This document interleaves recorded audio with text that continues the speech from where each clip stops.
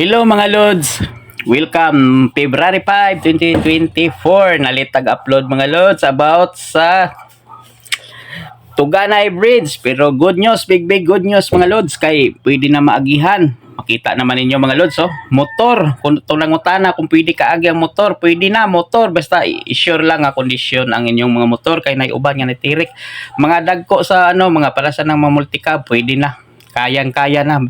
Pero di nato maingon nga kaya jud kailangan ang makina sa tong mga sakyanan nga iagi kanang pod kondisyon.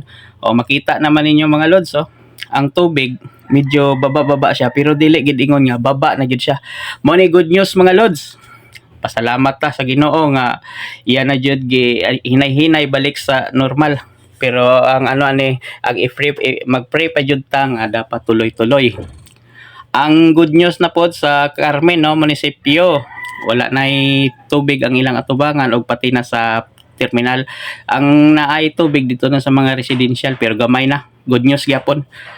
Og mag-pray pa ta mga Lods nga dapat wala nay ulan nga may tabo para mabalik na jud ta sa normal. O tanawan nyo na diri Lods, so nga ang tubig dili na gid ingon nga as in taas sim atong mga dati atong mga niaging adlaw. So salamat ta sa sa Ginoo nga atong mga panalangin iya pong paminawan.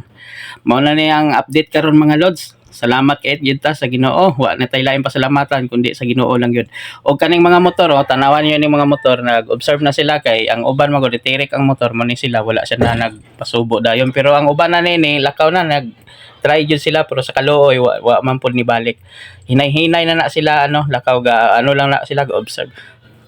Og katong gusto mo pauli or mag-travel or kung diin pa mo adto, okay na.